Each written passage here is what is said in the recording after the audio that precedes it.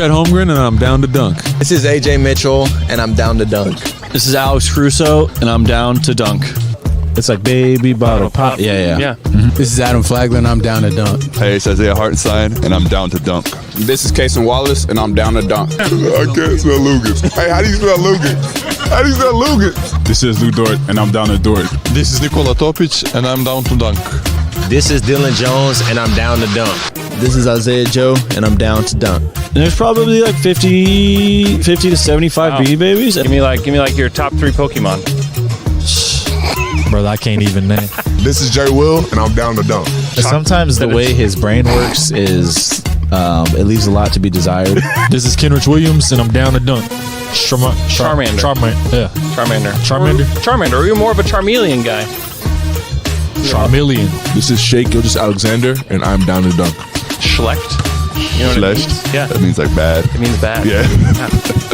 Yeah. That's me. Well, it was a good interview, so it wasn't bad. J-Dub, year 3, and I'm down to dunk for the 3rd time. Thank you.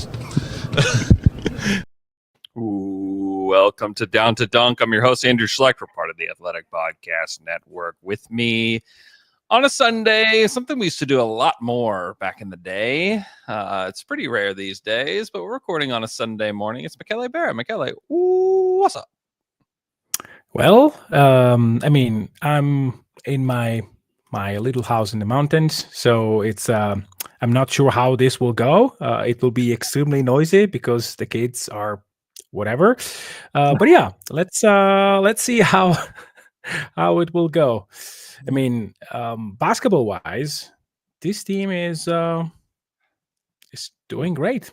It's just your normal 25-5 team, like just normally dismantling teams, one team after the other. So yeah. They, after last night's game, they are 25-5, 12-2 at home, 13-3 away, 16-5 against the Western Conference, which means they have not lost to an Eastern Conference team. I don't remember any games where they lost to an Eastern Conference team. Have no memory of it. Undefeated against the East. Yes. Exactly. 10-0 in the last 10 games, obviously. And they sit a full 4 games ahead of the Memphis Grizzlies, who they play tonight in OKC. Memphis will be without Santi Aldama, most importantly. Also, a guy named John Morant and Marcus Smart will all be out tonight. We have yet to see the injury report for the Thunder yet. I will continue to check that during the show just in case something pops up. But they were without their 3 best perimeter defenders last night, and you wouldn't have known it because they held the Hornets to 94 points. And also the Hornets, like, we have to include this. The Hornets were without their best guys as well. No LaMelo Ball, no Brandon Miller last night. No Trey Man. No Trey Man, true. It was the Vava show, and there were points where it was a very fun show to watch. One, because his look is absolutely delightful, and then he was nailing threes at points in that game where you're just like, what is happening? Is Vava going to pull this off? There was a lot of fun moments with Micic. He's a good player. I think you still think like he could have filled a role with this team, and I think that to a degree as well. And he's proving like he belongs in the NBA with his performances in Charlotte. But I'm not sure this is quite what he wanted when he decided to come over to the NBA. But it seems like he's making the most of it. Yeah, I mean, I'm not sure what the goals were. I think that defensively, you can clearly understand why he's no longer part of the Thunder, because he does not play the level of defense that is required to be a Thunder player, I think. That is putting it very kindly. That is about as kind as you can put it, I think. Yes, I tried to be delicate on this matter. Regarding to what to expect, I mean, it correlates with what we just said. I mean, if you expect more, then you really have to be different on the defensive side, because clearly Vava, it can be a functional player. I still think that the units with him and Jalen Williams were the best ones in terms of igniting Jalen Williams' Yeah. Because I mean, they found a little bit of chemistry around Christmas last year. It was the best run that OKC had throughout the season, I think. And I do think that the team knows that. The team knows that the second unit may use a ball handler that can really take advantage and create advantages for J-Dub. But yeah, if you want to be a player that plays for a really good team, you need to be better. Yeah, defensively. And again, I mean, money is still very good for him compared to like not getting any in Turkey because the team was kind of not paying him. So, or at least that was hearsay. Yeah. Well, someone who is up to snuff on the defensive end is rookie AJ Mitchell, who started last night.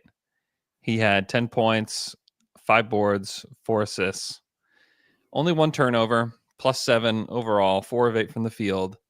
And I love watching him with the starting lineup, honestly, because and part of this is you're playing against Miles Bridges and Seth Curry and Vava, and everything feels easier when you're playing against those guys. I mean, if the Thunder played against those guys every night, the Thunder would look quite a bit better than they truly are. And so like some of this is a little bit of a NBA illusion, but having 4 guys on the court that can all shoot, pass, dribble, and that can really create for others was so you could just see the flow of what like the Thunder want to be out there with those guys. And then you had Wiggs just like making all the right cuts and spacing the floor, in the way that you would want and playing like that role perfectly. He had 10 points in the first quarter, but it was just fun watching AJ be a part of that group with J-Dub and Shea and having like not a lot of defensive attention and just being able to kind of create and kind of he would drive and get to the paint and find guys as they're cutting. I just thought he had a really fun game, and he's somebody that, obviously like Shea had a better game than him. I think Dub had an inefficient game, but you could look at the stats and say Dub had a better game than him. iHeart probably too, but he's just still kind of the shiny new object here on the Thunder, and he continues to prove when you give him more that he can handle it. And I just think that that's a pretty special player to come in as a rookie, and you're 30 games into the season, you're on the scouting report now, you're somebody who teams are planning for, and he's still able to function within that. I just think the Thunder found something really special in AJ. Yeah, I spent yesterday afternoon just talking about AJ with John Hamm for the OKC Dream Team, and I can repeat myself a little bit here, but I just think that he plays the right way, and I have no idea how the progression will be for him.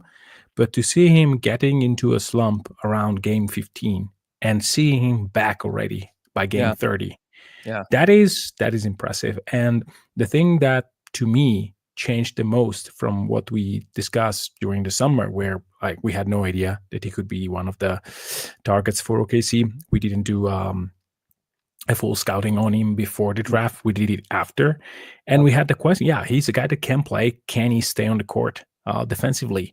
And in summer league, that was still a question. I mean, he was like playing around. Right now, he is putting his chest on 2 guys. He's using his hands. And yesterday, he had a few finishes where he just decided, well, I'm going to score against Williams or Nick Richards, and he just did it. Like I don't care if you are 7 feet tall. I will just bully you and finish over you, or through you. I mean, this I did not expect. Not even 3 weeks ago. Like I thought, okay, now they know that he will drive and he will finish in this and this way. And I mean, against shot blockers or really tall players, he cannot really finish. And no, it's not the case. Over the past 15 games, he's much, much better. So yeah, he's doing great. Does it mean that he will be a staple over the next 4 or 5 years for OKC? No. We know that a summer can change a lot of things. Topic will be part of the mix next year. there is a lot of players that are trying to get that guy off the bench kind of role in OKC. So it will not be easy. But to find a guy that for 30 games as a two-way player is contributing at a replacement level in this league, it's just immense value for OKC. Yeah, he's efficient, and defensively, he has been way better than I thought he would be. Even night to night, I'm pretty impressed with just his level of competitiveness, I guess would be the way to put it. And Topic has a hill to climb, I would say. Yeah. When he comes back, because this is a different situation than we've had with the Thunder. This is a moving train that you have to run quickly to hop on, and you have to be ahead of the game to be part of it. And AJ will be a huge part of that hurdle, because if let's say they didn't have AJ and their bench just kind of functioned the way that it did, and honestly the main playmaker off the bench would be J Will, I guess. There's not really one coming off the bench. There would be a welcome party for somebody like Topic to come in next season. But the fact that you have this guard in AJ that can fill that role and fill it well, and also be a good shooter, which I don't know that we know what Topic will be like as a shooter in the NBA, and be a good defender, which we don't really know what Topic will be like in the NBA. I think that we have a decent idea of what it could be like. And so I compared him to Andrew Nembhard. I've heard that many times from other people. I think a lot of people have done scouting reports and put him as like a comp, even pre-draft. I've heard that even since then, and I think that it's quite accurate. If he can be that kind of player, I mean, wow, what a find, because Andrew Nembhard's a really good player. It's funny because they actually have the same agent, and I think maybe some of that comp comes from probably his agent. Hey, I actually have this guy, and I think that it probably has floated around because of that. But I think that if he can be that kind of player, Nembhard's a good player. He's a really nice bench guard for Indiana. Yeah, also a second rounder. And a second rounder. Yeah. And so I just think that if he can continue to just be solid like this, he's the kind of player that you want coming off the bench. Topic has a higher ceiling, there's no doubt. I mean, he was taken in the lottery. Of course he does. Yeah. Has a higher ceiling. He was thought before the injury as the front runner for one of the front runners for the first pick in the draft. So I think that we are kind of forgetting about this a little bit, because I think, and there are comments in the chat, trade Topic. I mean, no, just have some patience. We got to have some patience with some of this stuff. Yeah. For sure. And we're not saying that they wouldn't. We're not saying that they would never do it. They may do it. Yeah. But right now, no. Next season, probably not. You kind of want to see what you have. Exactly. And it is a moving train, but it is already a moving train. And there are players that are jumping on quite easily. AJ Mitchell, Isaiah Hartenstein, Alex Caruso, they all jump in and being extremely proficient from day one. So Topic is a very, very smart basketball player. He can really play basketball. Now, can he stay on the court? I have no idea. He has a great touch. I mean, his finishing was elite in Europe, which may not be the same in the league, because the athleticism, the length is very different, and he's 6'9", 6'8", 6'9". So to have I don't know that he's that big. 6'8"? I don't know that he's 6'8". Really? I've been in the same room as him many times, and I just 6'7". I mean, maybe 6'7" at best. Maybe 6'7". Some of these measurements I'm a little dubious of, and maybe I'm just wrong. That's fine. Six let me six is find, is let me not find great. his measurements. Because it felt like, okay. So he is, hold on. There was, oh yeah. Okay. So Topic, I think he's 6'6". Okay. Still a big guard. Like let's not Yeah. act like Why he's. I had 6'9" in my head? I Am I think that thinking about Giddy? I don't know. maybe okay. So 6'7" is what he is like listed as. I think probably 6'6" without shoes. And Yeah. thank God he's playing with shoes.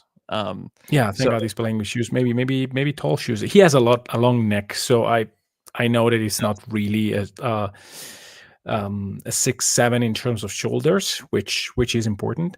mhm, Let's say a little bit taller than Shea or as tall as Shea. It's fine. mhm. Being that tall is good for a guard. Is very good for a guard. And again, the touch and the fingertips of this guy are extremely good. So if he's improving and he's able to play defensively as a normal player, like maybe a little bit like AJ is doing right now, then I think that you want a guy like that because the passing chops are just amazing. And again, OKC needs good passer. Yeah, for sure. Yeah, NBA.com has him at 6'6". Yeah. Yeah. Yeah, but anyhow, I mean, I do want to see him as the point guard of the second unit and see how it goes. Because I mean, he'll get a chance. There's no doubt in my mind that he'll get a chance. And so I know that we are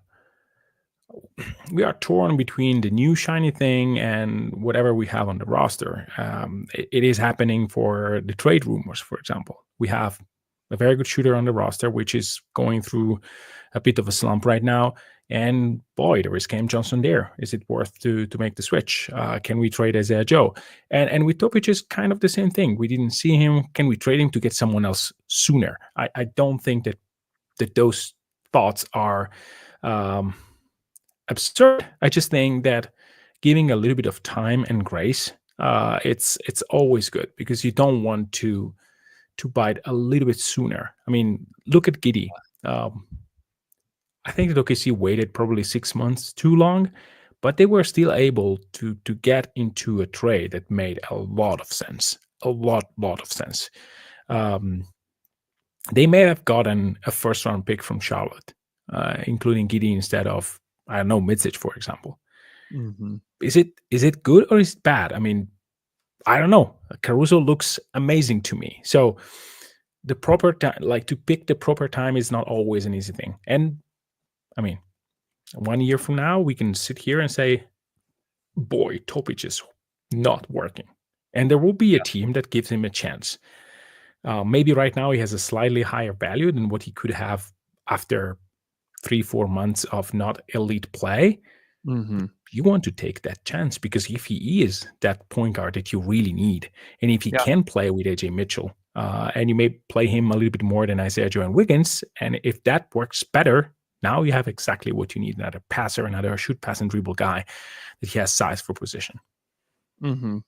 Yeah, and there are people that had him even going into the draft, probably top 5 on their boards. You know, there are teams and there are definitely draft evaluators that had that. So, yeah, I guarantee you they're going to remain patient. Like everybody that is listening to this, like, knows that the organization doesn't make rash decisions, you know, about any of this stuff. You have to let it play out, and things evolve and change. I mean, it's funny, and I don't really know how this has happened, but like checking my Twitter mentions, there was a tweet that I had, this was years ago, that is now just like continuing to pop up on my timeline about whenever Shea said, is it a great one or a terrible one? It's just about whenever Shea said the "not my plan A" stuff, and people are like starting to find that and are commenting on it and looking in the comments about like what people said, and it's actually pretty funny.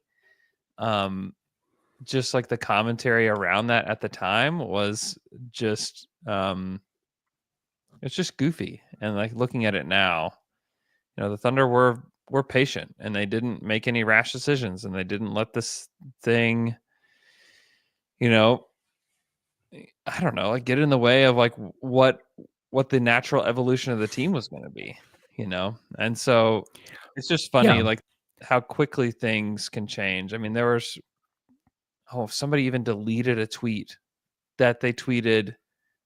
This was 3 years ago and it was just active yesterday. They deleted it because it was like such a crazy take.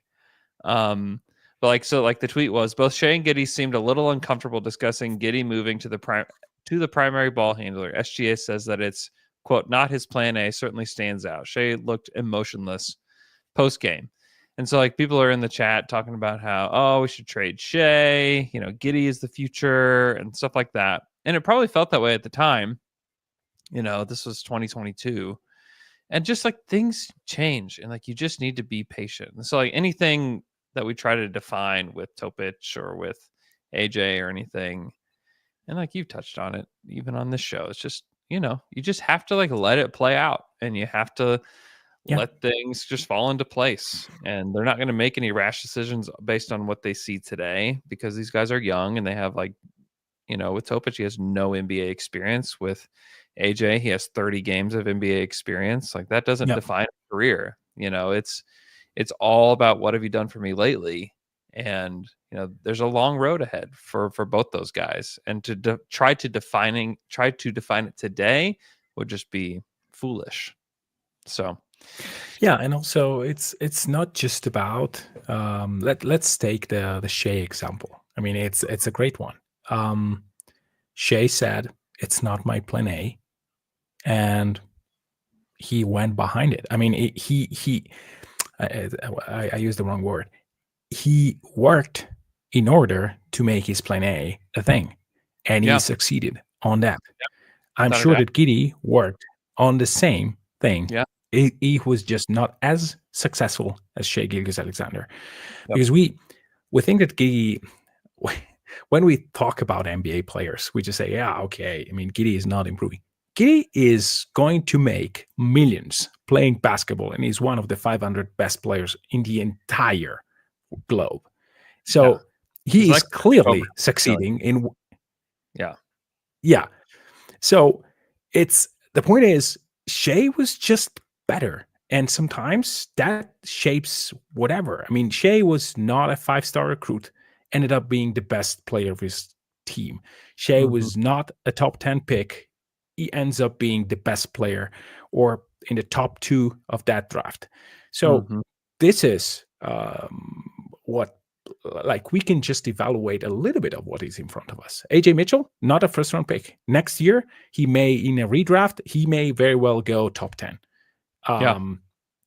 Next year, I have no idea when we will do a redraft if he's going to be ahead or behind Topic. That is on Nikola and AJ. They need to be, they can be great players. It's just, we don't know yet because we don't know the escalation of their talent. Think about Ricky Rubio. Ricky Rubio is an excellent example. He was torching Europe. He was by far the best prospect Europe has ever seen over the past. He was way better than Luka. Like, he was like going for 50s at 16 years old. And then his career path did not follow the same projection of his first few years of EuroLeague. Still a great player, not the player of that draft. So it's sometimes like, yes, we as analysts per se, quote unquote, or podcasting guys, let's put it this way, of course we will try our best to see and to evaluate, but sometimes like we have no idea. In one summer it can and will change a lot. This is why year 2 and year 3 are extremely important. One thing sorry, I'll jump to another topic because I read something in the chat that is extremely interesting, and I didn't think about it, but it makes a lot of sense. I don't find the comment. So sorry. A guy was saying, is Jalen Williams trying to work to draw fouls right now? And yeah, it was from Jason Williams. Is Jada working on drawing this foul? may be Jason Williams. Okay. His brother. I do think that this is a very interesting. Yeah, I do think that this is a very interesting point of view, because he's struggling with efficiency, but he's trying to get into the teeth of the defense at all times. Yeah. And right now, it looks bad. In 4 months, it may be, oh, wow, J-Dub is going to the line 6 times a game. Yeah. Yeah, I mean, it's funny. It's like, oh, man, he's really struggling, and he's still putting up 23 and 6 and a steal in 34 minutes, and it's funny, like the levels that we can go to with some of these guys is that he can still go get his, and it's like, oh man, he's really struggling. It's not like he's scoring like 9 points per game. Like he's still been good, but like I think that could be part of it. I think there is a lot of frustration there. You've seen it. I mean, if you're watching the games, you've seen the frustration that exists with him. I mean, he's spending time, talking with the officials, at like halftime of games before they go back to the locker room. We've seen him spend extra time doing that. And it's not unwarranted. I think that he needs to continue to push that. I think that's part of how you get calls is like you start to get in the ear of the official, and you don't want that to have to be the way that it happens. But I think that it is part of that process a little bit. Part of it is like he is super strong, and Shay's talked about this. Like the guy is really built, and he can absorb contact without it looking like teams are fouling him. And part of it, and this is just a part of basketball in general, and something that I even like will coach with like the younger kids that I coach is like part of basketball is acting. You need to act like you're going one direction and you're going to go in the other direction. You need to act like you are getting fouled. You need to act like, like that's a part of the game. And I think that J-Dub needs to learn how, when he takes on contact, learn to sell the contact. And I know that people don't like that, but that's just part of the game. That's part of how you get 7 or 8 free throws a game, is that you learn how to sell the contact. And Shea has done it very well. I think all the guys that shoot a ton learn to do it well. Giannis has learned to do it very well. It's just part of the game, and I think it's part of his process. He's still young. He's 23 years old. He has a long way to go to become the complete player that he is, and this is, I think, a part of his process. I mean, like honestly, like no one has really shot it well during this 10-game win streak. This might be like one of the more impressive things about this 10-game win streak is that the guys that have taken the most threes, everybody that has shot, let's say 25 or more threes during this win streak. Michele, guess the highest percentage this is the top 7 guys in attempts. Guess what the highest percentage is of all of these guys in the top 7 in attempts in the last 10 games, which they've won every single one of these games. So I'll first guess the guys. It's J-Dub, it's Joe, it's Wiggs, Shea, Dort.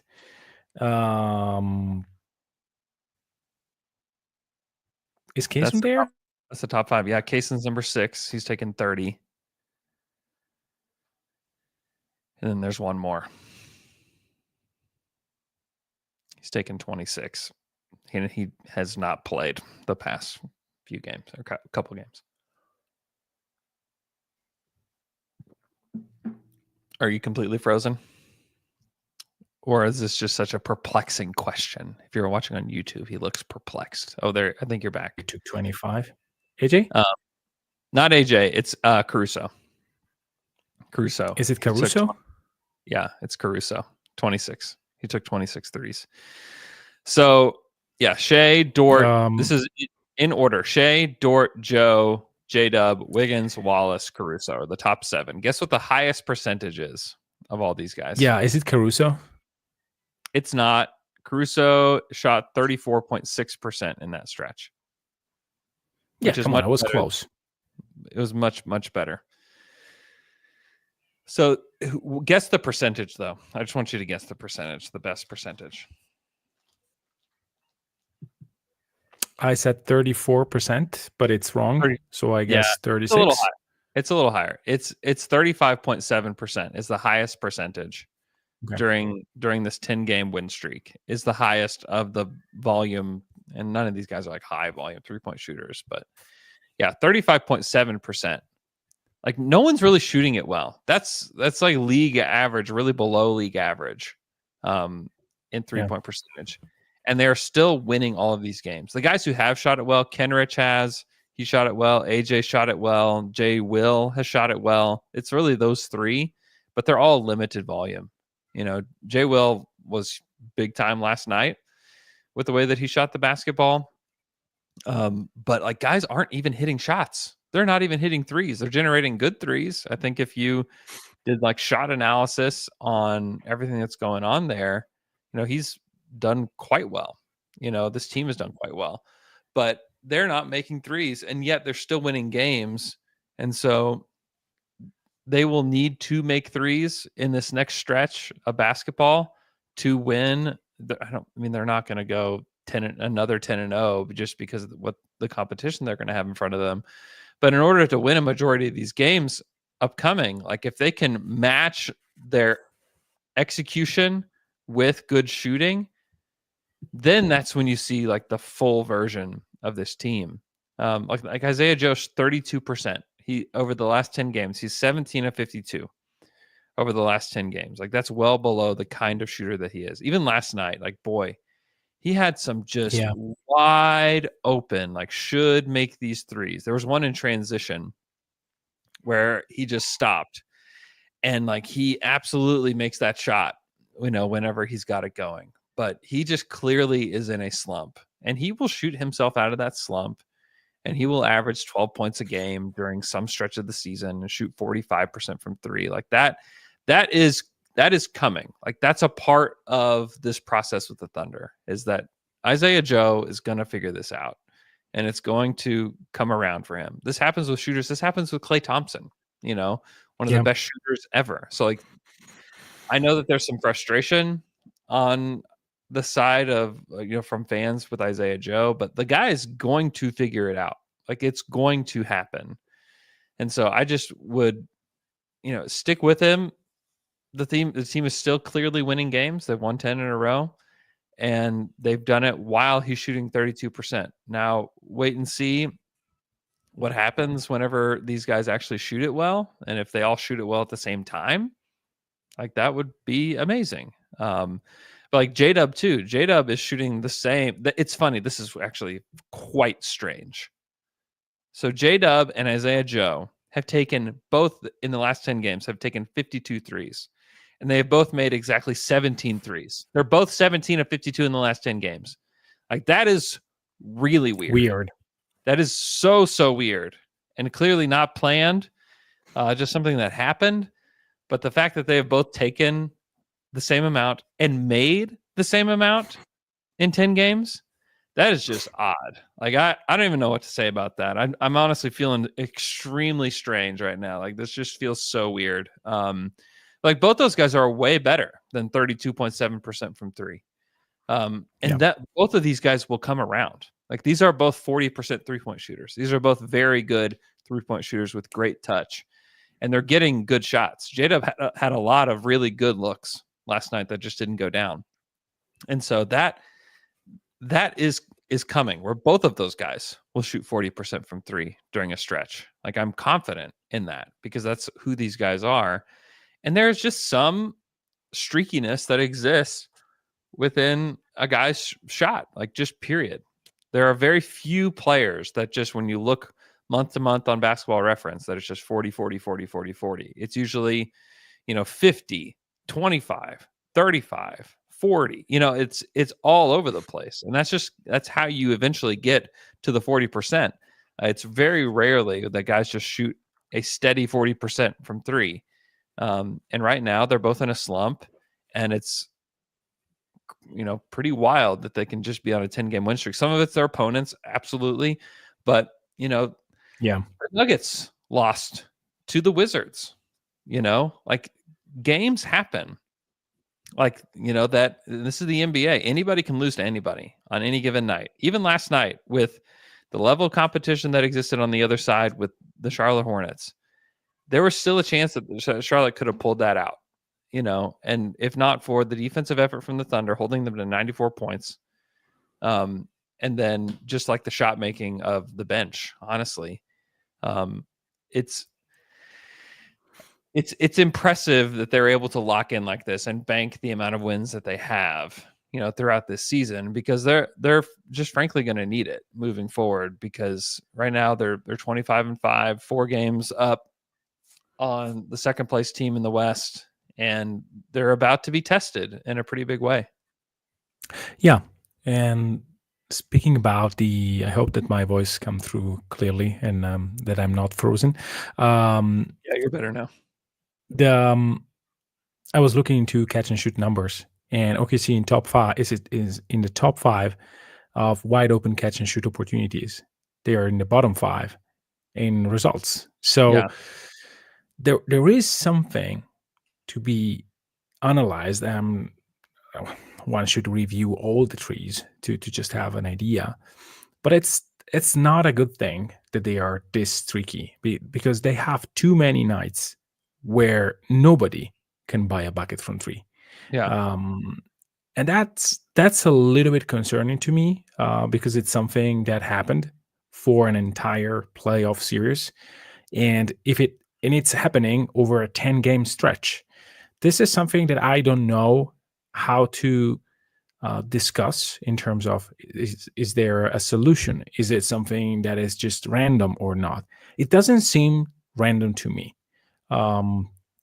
It seems that there is something going on there, and it should be something that is analyzed and discussed. Is it passing quality? Is it the kind of pass that lead to a three? Is it the direction of the pass, the location of the shooter? I have no idea, because I didn't analyze it in a good way. But I think that when you have this kind of slump, then there is something behind, and maybe then they can snap out of it. Maybe it's something completely random, but it doesn't seem so, because it happens multiple times. And there are teams like the Cavs that have a little bit more of a stability in terms of 3 points results. It's not 40 every night, but maybe it is 45 and 35 instead of 45, 28, 48, 20, like OKC is doing right now. And because again, in the next 10 games, they will need to be consistent on that end. They can win some of those games because they are winning big time, even by missing shots. They won by 12, which is the best, would be the best in terms of net rating or just point differential. Both OKC and Cleveland are below that. So they actually improved their point differential by winning in Charlotte. They're winning without the 3-point shooting, but over the next 10 games, I'm not sure that they can win a lot of games by shooting 28, 25. They need to be 35, 36, 37, and then they have a chance every single night, because they are the best team in the West, and maybe right now the best team in the league. Yeah, without a doubt. They need to make shots. Yeah. It's certainly not going to be sustainable over this next stretch. And we've talked about this stretch before on the show, but they have Memphis tonight, albeit without a lot of their good players. Minnesota on Tuesday, Clippers Thursday, New York Friday, Boston Sunday. Between now and the next time that we podcast, we're going to have a lot of data about what this team, looks like. And in this, 5-game stretch, they go 3-2. I think that you should feel good about that. If they somehow go 4-1, you should feel very good about that. I honestly think they're not going to go 5-0, but it's certainly possible. This team has, I think they have, certainly when they're fully healthy, they have the highest ceiling in the league. Like I truly believe that. I mean, they're doing all of this right now without Chet, which is and why with half of Caruso. Yeah, and with half of Caruso, it is absolutely crazy that they're doing this all without Chet, which is, I mean, I believe he's the second best player and probably the second most important player on the team. I mean, he changes so much whenever he's in the lineup, with his rim protection, with his shot making, with his gravity. I mean, Hartenstein has been amazing, and they've basically just like lost one game with Hartenstein in the lineup. But when you have which is crazy, by the way. It is crazy. Hartenstein is so good. I mean, you wondered like when they signed him, okay, is he going to play all 3 years of this contract? Are they going to be able to make it work financially? I just think that at this point, like you have to find a way to make it work. Like you just, I don't think you can afford to not have him. I think that he's that important to what this team is. And I think he's that good. I think that I'd rather sell off other parts and figure it out financially than make a trade with him. I think he's been that good. So I think that when Chet comes back, he is a massive piece to work in. He is the second best player on the team, in my opinion, or at least the second most important player. And he allows you to play a different way in a way that has been lethal.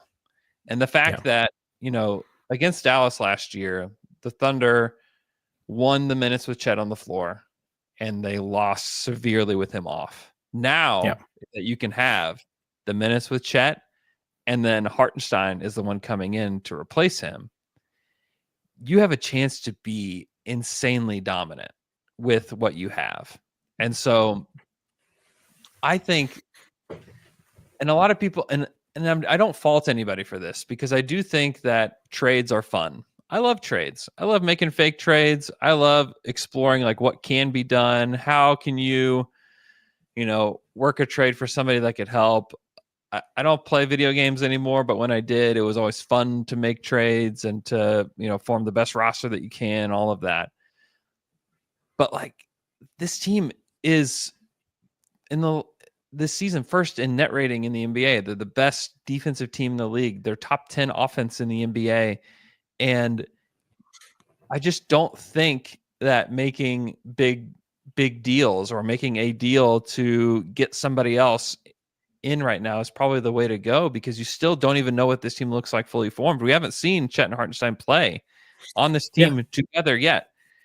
And you don't want to trade for somebody that is going to have a reduced role whenever Chet comes back, when you expend whatever assets it takes to get like a Cam Johnson, because I'll tell you this, Brooklyn's going to demand a lot for him.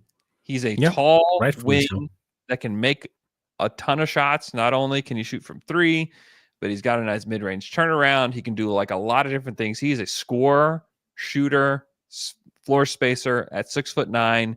He's a good locker room guy. There's a lot of great things about him. Because of that, he's going to cost a lot. And so if I'm the Thunder, that is not really where I'm just not going to expend a lot of assets right now, period. I'd rather wait. I'd rather kick the can down the road with, if you don't want to take 3 guys in this next draft, I would take those picks and do what Presley's been doing, where you take those picks and trade for a pick that could be even more valuable in the future, because teams will take these picks now. There are teams that are desperate to have these picks now. Because of their desperation, you can take advantage of that. Take advantage of that desperation. You have the number 1 team in net rating in the league without your fully formed team. So like, I would just be shocked if they make a big move. I would be shocked if they make a move for Cam Johnson. The Cam Johnson stuff is not even a real rumor. Let's go ahead and say that. It's not a real rumor. Jake, I really it's about like connecting dots.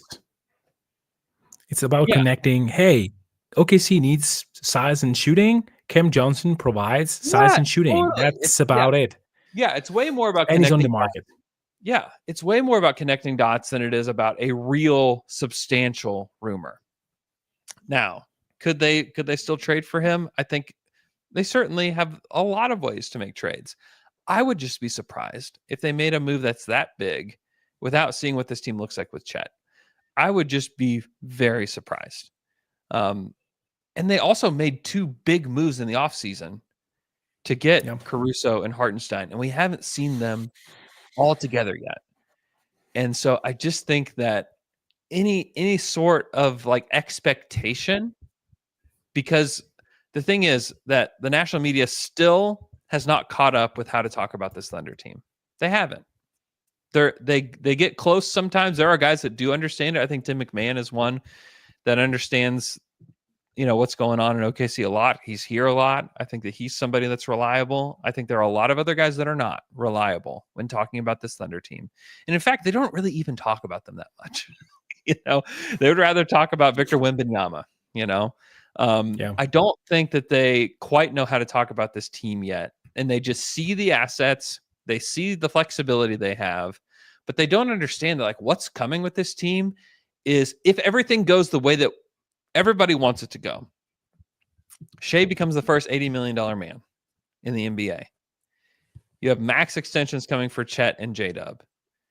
They've already extended Alex Caruso. That is a very expensive team. That is a very, very expensive team. And I think to try to maintain flexibility within this is really important, is very, very important. And so I don't think that they will do anything to compromise that moving forward, because they have planned this to where they're not going to pay the tax this year, which is crazy to be able to be this competitive without paying the tax. But the tax is coming. The tax is coming for the Thunder ownership group and for management. And you have to, if you want to have this run last a long time, which is, I think, is the goal. Like you have to be diligent with how you handle your books, and you have to be diligent with what trades you make. And there will be a time where this team is very expensive and they pay for it because this is a title contending team, and you should pay for it. You absolutely should. But I think you just have to be very careful with what happens over the course of the next, couple years for sure. And then you hope and cross your fingers that this team is able to stay together. Because if you get all those guys to sign on the dotted line, Shea, Chet, J-Dub, and you find a way to keep Hartenstein moving forward, like you're going to be dominant. You're going to be a dominant team. And the role players will change. I don't think any of us had AJ Mitchell as a guy that was going to be a contributor this year. You just don't know. But if you can hit on guys like that, like that's going to continue the viability of this team staying together. Like you pay AJ Mitchell, later this year, he's going to get a contract. I mean, he's played every single game. Like he's going to get a contract. I wouldn't worry about it. Yeah. But he's going to be inexpensive relative to the everyday role player that plays the kind of role that he does. If you can continue to hit on those kinds of guys, then it's possible to keep this team together.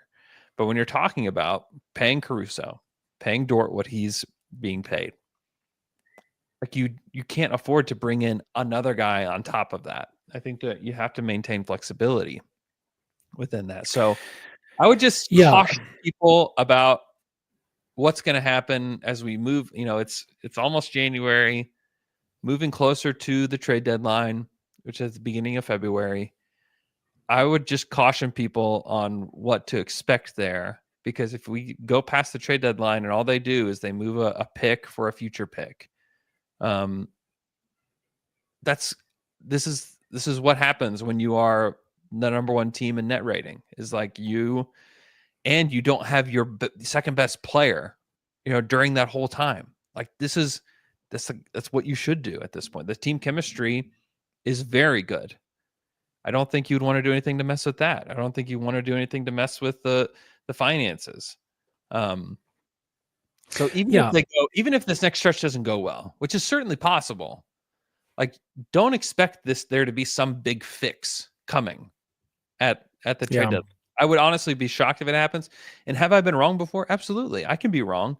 I'm just trying to read the tea leaves of like the way that like this should go for a team that is this good. And they could make a small deal over the trade deadline. That's possible. But forking over multiple first round picks and a boatload of salary for somebody to come in and take a spot. I would be shocked. I just don't think that that's necessarily what should happen at the trade deadline. Let's be I would say let's focus just on the numbers. Can it be done? Sure. Yeah. Cam Johnson makes $22.5 million over the next 3 seasons. OKC can be cash neutral by just trading Aaron Wiggins, Isaiah Joe, and Usman Jang. And they would be for the next 3 seasons, providing they sign AJ Mitchell to a normal contract and maybe find another guy like Brandon Carson to just fill the last roster spot. They will be basically cash neutral for 25, 26, and maybe 26, 27. Yeah. The point is that you are probably spending a first rounder to do that, maybe more. Without a doubt. I don't think they would. I mean, yeah, you're without a doubt using a first rounder. If it's a 2025 first round pick, maybe it makes sense if it is one of those, because you don't have really space to take in the guy anyway. But again, it's a move that you can do. You probably financially be okay, but is it the guy you want to do it for? I mean, I'm sure that Cam Johnson will work, and I'm positive that he will have a great part of his career in OKC. So the salary will not be even an issue. Like, he will just be a very tradable contract. Yeah. But again, you are getting another guy like Caruso, like Hartenstein, that you are paying a lot and that you really need with a salary that big. The point for OKC is probably in year 2 and year 3 of Aaron Wiggins and Isaiah Joe to be able to trade those guys and having rookies that can take their place in order to be financially sustainable. That is the whole goal. The whole goal is not to you can probably have a slightly bigger chance to winning the championship if you have Cam Johnson now, but you are going to harm really the development of 2-3 years of young guys that you are getting in right now, like AJ Mitchell, like Topic, like maybe Dylan Jones. I don't have high hopes for that, to be honest. Maybe Liam McNeely. That he's a perfect 6'9". I didn't even know AJ Mitchell existed last year. Is he 6'8"? Yeah, I think he is. Yeah, McNeely's big. He's 6'8" guy that can really shoot the basketball. I mean, maybe it's the guy that you take in and he plays already like a rookie. Not like a rookie, like AJ Mitchell. It is providing you good minutes. And in 3 years, you have a guy that makes $4 million instead of 22. And then your flexibility is warranted then. So again, I'm all in to reshuffle. I'm all in to find a guy if he's on a controllable contract for 1-2 years, like Hartenstein, and that really doesn't harm your possibility to test out rookies that will be needed in order to keep this team flexible and just and again, maybe your best unit is going to be one that was in the chat: Shea, Dub, Caruso, Chet, Hart. And if that is a demolishing unit, maybe you play that and you don't have space for Cam Johnson. We will not be okay playing 1 night yes and 2 nights no like Wiggins is doing. This is another issue. If you take Cam Johnson in, he will expect to play 32, 33 minutes. OKC doesn't have those when Chet is back. It just doesn't. Yep. And again, so be a little bit patient. I know that Cam Johnson is having a hell of a year and his shooting is extremely alluring. He's a good player. He's a really good player. There's no doubt about it. You can't accumulate all the good players and giving them the minutes that they need. This is the best way to put it, I think. So it's not even just financial. It's about how can I give Dub 7 3-pointers per night if he's not getting them now. Yeah. If I get Cam Johnson in, I want Dub to be a guy that takes 9 threes per game next year and to have a lot of volumes. So having role players that can ignite that can be ancillary guys that can complement the roster. This is what it should be about. Cam Johnson is, I think, a guy that would not be okay taking 3 shots a game. No. Yeah, it's a good point. It's like the Thunder don't have that much room on their roster to welcome in somebody. Like that, they need guys like Caruso is like the perfect guy to come into this team, because the fact is, like, you need room to grow for your top 3 guys, and Caruso doesn't care if he comes off the bench. In fact, he's only come off the bench for this team. He doesn't really care how many shots he gets. Like, that's the kind of guy that you need.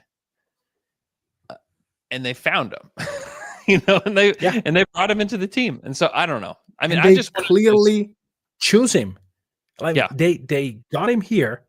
Yeah. With probably the assurance, hey, you will not start, but you will get the best money you can get. That's it. And he's gotten that. Yeah, without a doubt. I think those are all really good points. And I just want to just like temper expectations ahead of the trade deadline, because I know that just people like to talk, and it's fun. I get it. It's fun. It's fun to think that these things will happen. But I've just seen like too many Cam Johnson edits out there that is just like making me feel a little bit uncomfortable with the fact that maybe that's becoming an expectation as to what's going to happen. So yeah, we'll see. Nobody knows outside of like that, outside of Sam, really, what's going to happen with this team. Like, nobody knows. I can't sit here and act like I know what's going to happen, but I can just read some tea leaves and just And I love the last comment in the chat. I'm confused by the calls for trades of any kind this season. Do the Thunder need to go undefeated to quash that talk? Exactly. Yeah. they are basically there. Yeah, without a doubt. And we're preaching to the choir right now with the Dunkers. Like, the Dunkers know, like, you guys know. Yeah. But I just think that it's important to just keep perspective on like what this team is on a night-to-night basis. Okay, Michele, the Thunder play Memphis tonight. Let me check the injury report before we go, just to see if there's any updates. It is the kind of Grizzlies, but the Grizzlies have largely no update from the Thunder yet. But the Grizzlies have played well without a lot of these guys throughout the season. Vince Williams, Marcus Smart, Ja, Santi Aldama, Brandon Clark is questionable. I'm going to see a lot of Shaq Edey tonight in OKC, which I'm super sad. I can't wait. Be there for. Super sad about that. So it should be really interesting. Good thing we have Hartenstein to get in the way of Shaq Edey. That should be really fun. Should be a fun game, regardless of who's playing on the other side. The Thunder have to take this seriously. I'll be interested to see if any of the point of attack defenders are back. It's clearly less important without Ja Morant, because you certainly need at least one of those guys in the lineup with Ja Morant there. But no Ja, so we'll see how this goes. A lot of Scottie Pippen Jr. tonight, a lot of Desmond Bane, and a lot of Triple J. Still a good team, still better than what we saw with the Hornets yesterday. So it certainly won't be as easy, especially on a second night of a back-to-back.